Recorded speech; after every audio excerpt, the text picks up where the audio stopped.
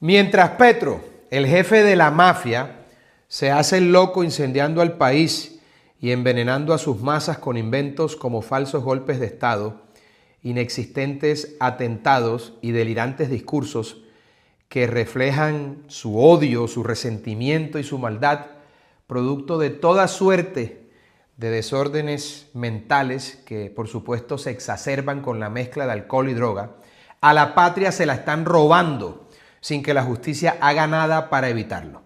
Hace unos meses denuncié en este mismo espacio cómo desde el Ministerio de Hacienda se entregaron 200.000 millones de pesos en un traslado a la Unidad Nacional de Gestión de Riesgos para sobornar a los bandidos del Senado que efectivamente vendieron sus votos en favor del sátrapa Gustavo Petro a cambio de una platica. El tiempo no tardó en darme la razón y los delincuentes Olmedo y Schneider, par de sanguijuelas petristas, confesaron que por orden del ministro de Hacienda, de una consejera presidencial y del ministro del Interior de entonces, compraron desde los presidentes de Senado y Cámara hasta senadores de diferentes partidos políticos que como viles prostitutas cobraron por dar sus votos, traicionando al pueblo colombiano que los eligió. Con excepción de esos dos pillastres, ninguno de los demás culpables está siquiera privado de la libertad. Ni los determinadores, ni los beneficiarios, ni los operadores de semejante acto de corrupción, gracias al cual Petro es cada vez más poderoso, porque fueron billones de pesos que le entregaron los torcidos senadores al tirano en ciernes para que se atornille al poder con el dinero del erario. Pues bien, ahora voy a denunciar el mismo modus operandi, pero con otros protagonistas, el ministro de Salud actual y las collas del régimen, los representantes a la Cámara que se vendieron a Petro para aprobarle, entre otras, su nefasta reforma a la salud. Los hechos son los siguientes, queridos compatriotas. En el mes de agosto del año 2023, después de la caída de la ministra de Salud de entonces, la nefasta Carolina Corcho, entre otras cosas porque su trabajo con el Congreso tenía a la cacareada reforma a la salud de Petro sin acuerdo para salir adelante en la Cámara de Representantes. Y ya bajo la dirección del actual ministro, nefasto también, Guillermo Alfonso Jaramillo, se dieron los primeros pasos ocultos para conseguir los votos de los representantes a la Cámara.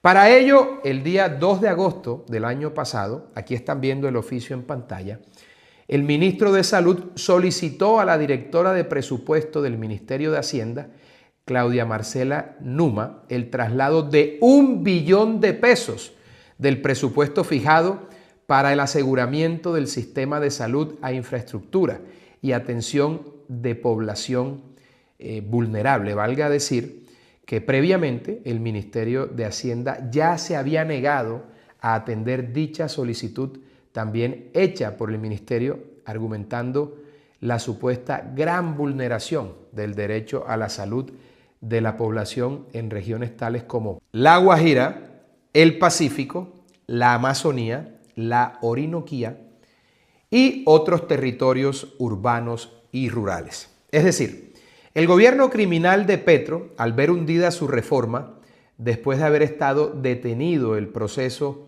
de discusión y aprobación entre mayo y agosto del 2023, ya bajo el mando de uno de los más leales lugartenientes del régimen, Guillermo Alfonso Jaramillo, abordó a las collas de la Cámara para comprar sus conciencias.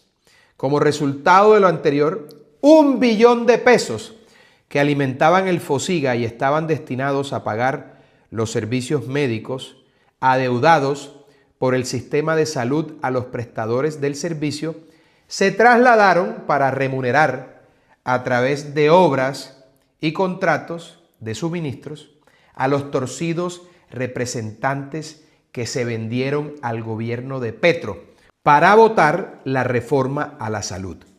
En septiembre del mismo año empezó a surtir efecto el Protervo Plan, en oficio remitido por el secretario general del Ministerio de Salud, Gonzalo Parra González.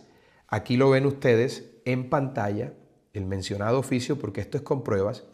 Otra vez la ya mencionada doctora Numa, directora de presupuesto en el Ministerio de Hacienda.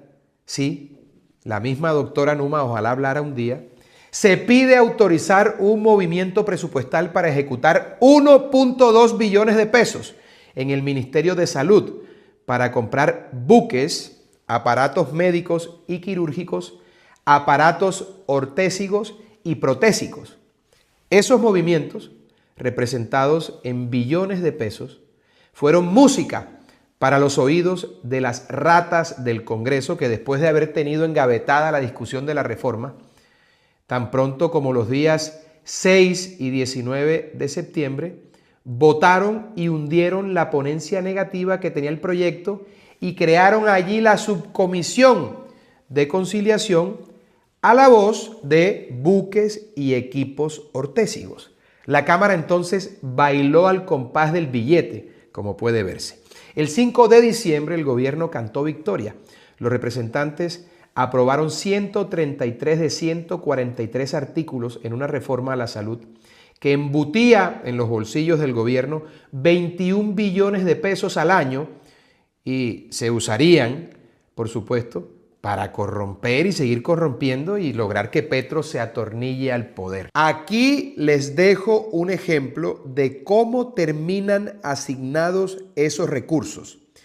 En la resolución del 28 de diciembre del año 2023 que ustedes están viendo en pantalla, Rodolfo Salas, como ministro encargado, ejecutó la movida técnica para concretar los acuerdos políticos negociados por Guillermo Alfonso Jaramillo, ministro titular de la cartera de Salud. Repartió un regalito de santos inocentes de más de 200.000 millones entre afortunados municipios como Mitú, Tasco, Rivera, Santander de Quilichao, San Zenón y otros de igual magnitud. El regalito de los santos inocentes, consistente en equipos médicos, ecógrafos, construcción de edificios, adecuaciones, etc. Esta resolución que ven en pantalla le llevó a Mitú 87.000 millones de pesos. Vaya preocupación por la salud del Baupés. Yo quisiera saber quién es el poderoso en Baupés y qué le están pagando. Lo que seguimos probando es que hay una organización criminal en la que el gobierno presenta sus nefandas reformas y compra a los traidores de la patria, los representantes a la Cámara, que venden su actuación dependiendo de su importancia. Los ponentes cobran más que los coordinadores ponentes y estos a su vez recaudan tarifas superiores a los de los que simplemente votan o a la de los que hacen bulto e incluso votan no. En los pasillos del Congreso es un secreto a voces cómo funciona esta banda criminal. Las agendas de los enlaces del ministerio en el Congreso, las entradas de los congresistas seleccionados como negociadores de ese torcido a las oficinas del ministerio, las reuniones en el Hotel Tequendama, el papel de los miembros de confianza de las UTL, de los protagonistas de este crimen abominable, hablarían por sí solas si hubiese voluntad para investigar los hechos, pero parece ser que no la hay. Le pregunto al ministro de Salud, ¿es cierto que hay 3 niveles de congresistas con diferentes tarifas? La de los ponentes, la de los coordinadores ponentes y la de los votantes rasos. ¿Conoce usted, ministro, la existencia de esas tarifas para comprar congresistas? ¿Ha escuchado hablar de los llamados refuerzos? ¿Sabe usted si se asignaron cupos a representantes por hacer quórum, así votaran negativo a la reforma? ¿Qué papel cumplió la representante a la Cámara María Eugenia Lopera, muy cercana al senador Juan Diego Echavarría, el mismo que redactó e impulsó la carta con la que se trasladaron los 200.000 millones de la corrupción a la Unidad Nacional de Gestión de Riesgos? ¿No se le hace extraño, señor ministro, que se haya utilizado el mismo modus operandi en el Ministerio de Salud que en la Unidad Nacional de Gestión de Riesgos? Es decir, trasladar recursos de difícil contratación a otros de fácil corrupción en momentos claves de las reformas, tanto en Senado como en Cámara.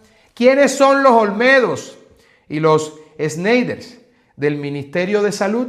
Hago esta denuncia pública y le pido al Grupo Ciudadano de Defensores de la Patria que me ayude a hacerle seguimiento a lo que las autoridades competentes investiguen sobre estos hechos. Es determinante para la institucionalidad y la democracia castigar a los culpables.